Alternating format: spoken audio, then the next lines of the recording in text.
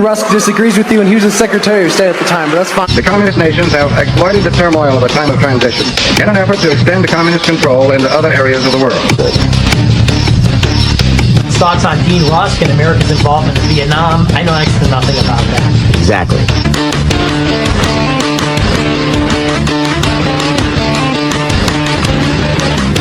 Three, Jim Norton and the Oslo Accords. The Deadly Price of Pursuing Peace, by Evelyn Gordon in Commentary Magazine, January 2010. When the Oslo process began in 1993, one benefit its adherents promised was a significant improvement in Israel's international standing, and initially it seemed as if that promise would be kept. 37 countries soon established or renewed diplomatic relations with Israel. A peace treaty was signed with Jordan. 5 other Arab states opened lower-level relations. But 16 years later, it is clear that initial boost was illusory. Not only is Israel standing no better than it was prior to the famous handshake between Yitzhak Rabin and Yasser Arafat on the White House lawn in September 1993, it has fallen to an unprecedented low. Efforts to boycott and divest from Israel are gaining strength throughout the West, among groups as diverse as British academics, Canadian labor unions, and Norwegian government investment fund, and American churches. Israeli military operations routinely spark huge protests worldwide, often featuring anti-Semitic slogans. References to Israel as an apartheid state have become so commonplace that even the former president of Israel's closest ally, the United States, had no qualms about using the term on the title of his 2007 book on Israel. European polls repeatedly deem Israel the greatest threat to world peace, greater even than such beacons of tranquility and democracy as Iran and North Korea.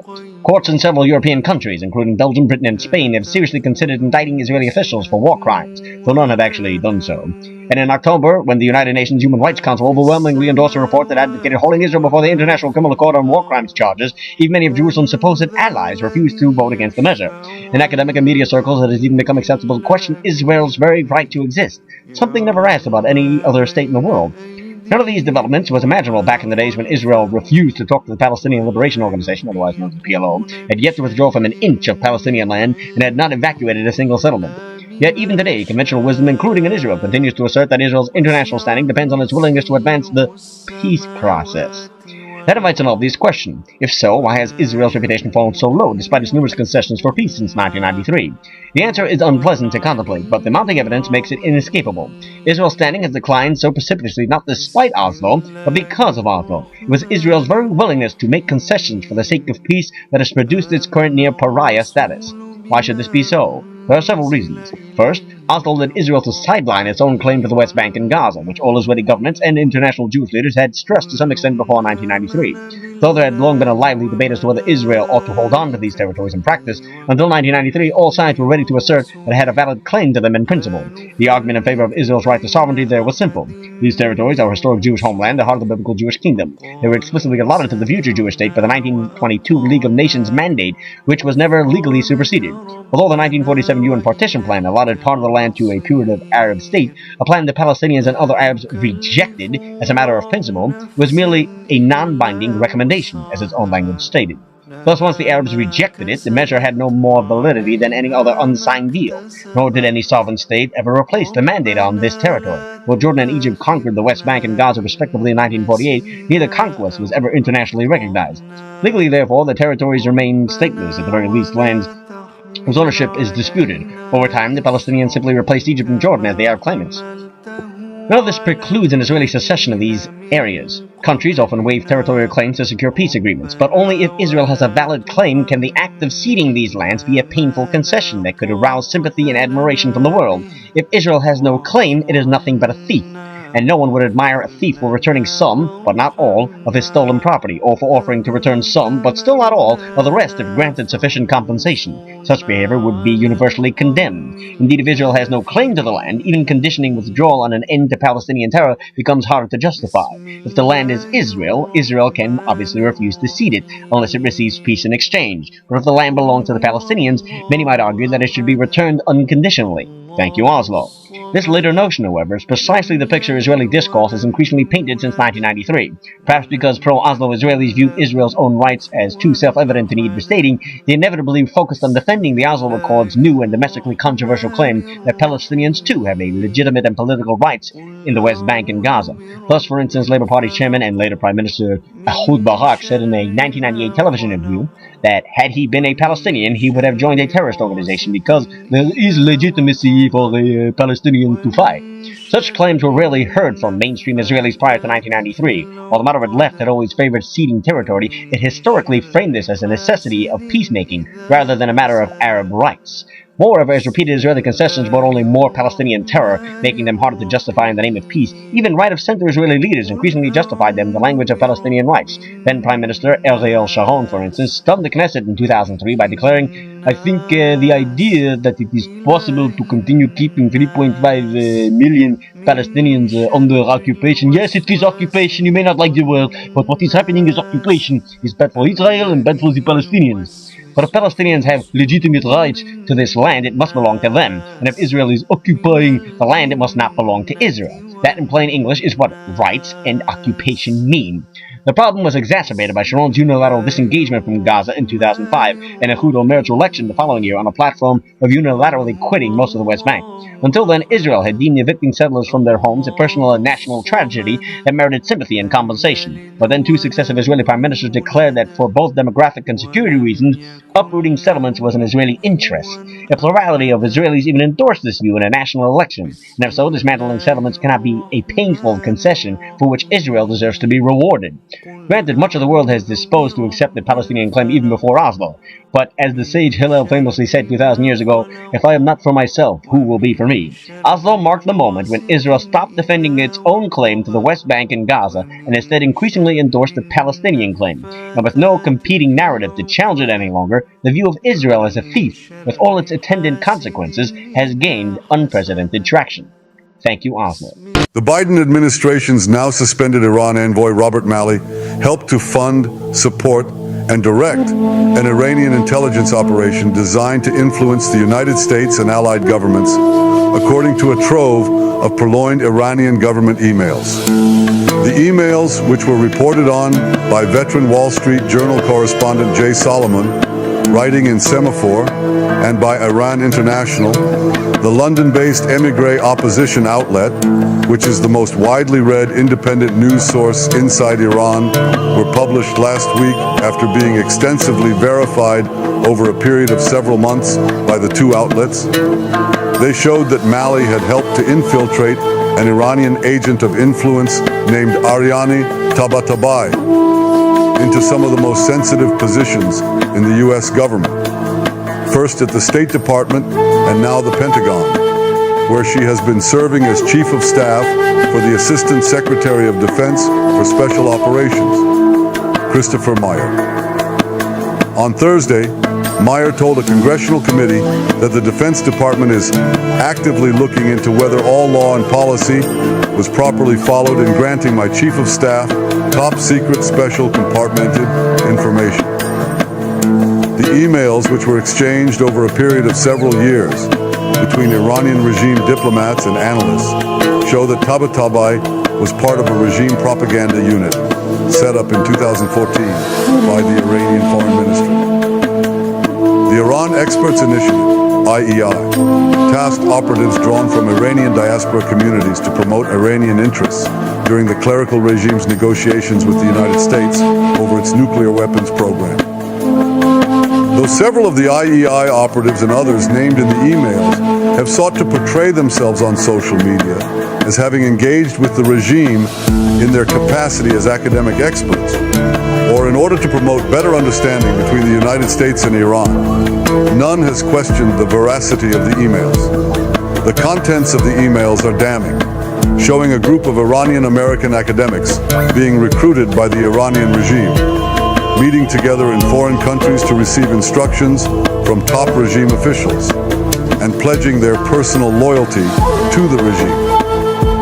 They also show how these operatives used their Iranian heritage and Western academic positions to influence U.S. policy toward Iran, first as outside experts, and then from high-level U.S. government posts. Both inside and outside of government, the efforts of members of this circle were repeatedly supported and advanced by Malley, who served as the U.S. government's chief interlocutor with Iran under both the Obama and the Biden administration. Malley is also the former head of the International Crisis Group, ICG, which directly paid and credentialed several key members of the regime's influence operation. The IEI, according to a 2014 email from one Iranian official to one of Iran's lead nuclear negotiators, consisted of a core group of 610 distinguished second-generation Iranians who have established affiliation with the leading international think tanks and academic institutions, mainly in Europe and the US. The network was funded and supported by an Islamic Revolutionary Guards Corps, IRGC, official, Mostafa Zarani, who was the point of contact between IEI operatives and Iran's then Foreign Minister, Javad Zarif. According to the correspondence, the IEI recruited several US-based analysts, including Tabatabai, Ali Baiz, and Dina Esfandiari, all of whom willingly accepted Iranian guidance. These Middle East experts were then subsequently hired, credentialed, supported, and funded by Malley and the ICG, where he was president from January 2018 until January 2021, when he joined the Biden administration. Malley was also ICG's program director for Middle East and North Africa before the Obama administration tapped him in February 2014 to run negotiations for the Iran nuclear deal. Baez joined the ICG in 2012 and served as Malley's top deputy. Emails quoted in the story show that even once in government, Malley directed Baez's actions at ICG, sending him to Vienna, where the Iranian and US teams held nuclear negotiations. Following the order of his previous boss Malley, Ali Baez will come to Vienna, Zarani reportedly wrote Zarif in an April 3, 2014 email. Who from our group do you instruct to have a meeting with you? Baez wrote Zarif directly after the Iranian foreign minister expressed dissatisfaction with an ICG report on Iran. As an Iranian, based on my national and patriotic duty, wrote Baez in an October 2014 email. I have not hesitated to help you in any way, from proposing to Your Excellency a public campaign against the notion of nuclear breakout, to assisting your team in preparing reports on practical needs of Iran. These emails likely explain why Baez was unable to obtain a security clearance in order to join Malley in the Biden administration. At the same time, they raised the question of why Malley sought to bring Baez into the State Department in the first place, and why he remained in close operational contact with him even after he was denied a security clearance. After the Iran deal, formerly known as the Joint Comprehensive Plan of Action, JCPOA, was finalized in July 2015. ICG hired another IEI operative as a consultant, Adnan Tabatabai, not to be confused with Pentagon official Ariani Tabatabai. Like Baez, Adnan Tabatabai also pledged to dedicate his efforts to the Iranian regime. In an email from 2014, as the agreement was being negotiated, Adnan Tabatabai wrote to Zarif about the foreign ministers meeting in Vienna with IEI operatives. As you will have noticed, we are all very much willing to dedicate our capacities and resources to jointly working on the improvement of Iran's foreign relations. Iran is our country, so we too feel the need and responsibility to contribute to our share. When I say we, I mean the very group you met. In early 2021, shortly before he joined the Biden administration, Malley brought a third IEI operative, Dina Esfandiari, into the ICG. ICG did not respond by press time to Tablet's email requesting comment on its employee's role in an Iranian spy ring. In February 2021, Malley hired Ariani Tabatabai to join his Iran team at the State Department. The emails document her cloying determination to prove her worth to the Iranian regime. Shortly after the 2014 meeting in Vienna, Ariani Tabatabai sent Zarani a link to an article she'd co-authored with Esfandiari. As I mentioned last week, Dina and I wrote an article about the nuclear fuel of Bushehr nuclear power plant for the Bulletin, which was published today. Our goal was to show what is said in the West, that Iran does not need more than 1,500 centrifuges, is wrong. and that Iran should not be expected to reduce the number of its centrifuges. Zahrani then forwarded the email to Zarif. In June 2014, Ariani Tabatabai emailed Zahrani to say she'd been invited to conferences in Saudi Arabia and Israel and asked for his prior approval of her trips. "I would like to ask your opinion too, and see if you think I should accept the invitation and go," she wrote. Zahrani replied that Saudi Arabia is a good case, but the second case, Israel, is better to be avoided.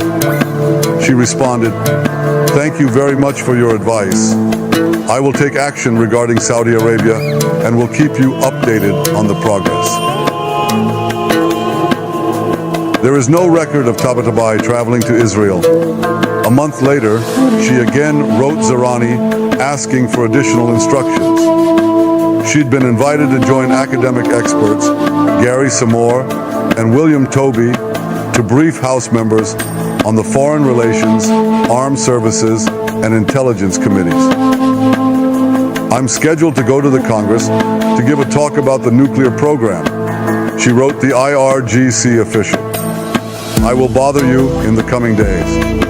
It will be a little difficult since both Will and Gary do not have favorable views on Iran." Zahrani forwarded the email to Zarif. Ariani Tabatabai's correspondence with Zahrani offers clear evidence that Malley's protege was an active participant in a covert Iranian influence campaign designed to shape U.S. government policy in order to serve the interests of the Iranian regime. Her requests for guidance from top Iranian officials, which she appears to have faithfully followed, and her desire to harmonize her own words and actions with regime objectives are hardly the behavior of an impartial academic or a U.S. public servant. Tabatabai's emails show her enthusiastically submitting to the control of top Iranian officials, who then guided her efforts to propagandize and collect intelligence on U.S. and allied officials in order to advance the interests of the Islamic Republic. "I know what a spy network looks like," says Peter Theroux, a veteran Mideast analyst who is now retired from the CIA, where he was awarded the Career Intelligence Medal for his service. During his 25 years at the agency, Theroux was frequently called on to analyze the Iranian regime and its foreign spying and terror networks. This is how recruited assets speak to their handling officers. There's lots of the mood music around that correspondence saying, "Let me know what you need me to collect." It seems clear who's the subordinate here, what you'd call responsive to tasking. In response to a tablet email requesting comment on Malley's and Tabatabai's role in an Iranian spy ring, a State Department spokesman wrote, "We have seen the Semaphore article, which does not presume it was a spy ring, and we reject that characterization." Rob Malley remains on leave and we have no further comment due to privacy considerations. The Biden-Harris administration appointed Ariani Tabatabai to serve various roles in the U.S. government because of her expertise on nuclear and other foreign policy issues. The Defense Department did not respond by press time to Tablet's email requesting comment on Ariani Tabatabai's role in an Iranian spy ring. Whether the IEI is best characterized as an Iranian spy ring or as a regime-directed influence operation is a semantic question that beggars the larger question of how any responsible U.S. security official in possession of Tabatabai's correspondence could have cleared her to enter the State Department building or the Pentagon, let alone cleared her to work as a chief of staff in the Defense Department with direct access to the most sensitive real-time details of U.S. Special Forces operations. It seems likely that by the time of her appointment to the Pentagon's Special Operations Office, Tabatabai's covert activities on behalf of the Iranian regime were well known in Biden administration and intelligence circles. The hoops you have to jump through to get a bare-bones top-secret clearance, even without compartments or special access programs, are enormous, says Theroux. They grill you on your foreign contacts. Contacts with any foreign government raise more red flags than Bernie Sanders' honeymoon.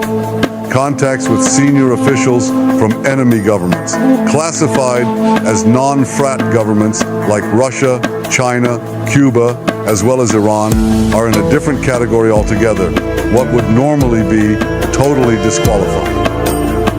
There is also the fact that, as early as 2014, as Tablet has reported, the Obama administration was spying on Israeli officials and their contacts within the United States, including U.S. lawmakers and pro-Israel activists. The fact that U.S. intelligence services routinely disobeyed guidelines, preventing them from unmasking the identities of U.S. persons recorded in transcripts of foreign intelligence intercepts, has been exhaustively demonstrated in a long series of U.S. government reports, congressional investigations, and other reporting. Since Zarif's communications and the IRGC's communications were also collected, U.S. officials would have known about the IEI and about the names of those working on behalf of Iran, such as Baez and Tabatabai. Peru suggests that a range of U.S. authorities would have likely known about Malley's involvement with the IEI as well, and that Malley would have been well aware of what they knew. When I was on the National Security Council, the National Security Agency would call to alert me when my name had popped up in a conversation among bad actors, Theroux recalled. The facts of Malley's involvement with the IEI and its agents are likely to have been old news within the Biden administration. The impending publication of the IEI emails is likely the reason why Malley was put on leave in April and had his security clearances suspended. As news of emails and their impending publication circulated in Washington, the administration moved him to the sidelines before Republican officials had the chance to demand his head on a spike. Why an Iranian operative is still at the Pentagon, especially in a job which gives her daily access to classified information that puts the country's most sensitive military operations at risk, is another matter entirely. The optimistic reading, says Theroux, is that they were watching her to see what she does, and the FBI has her apartment all teched up.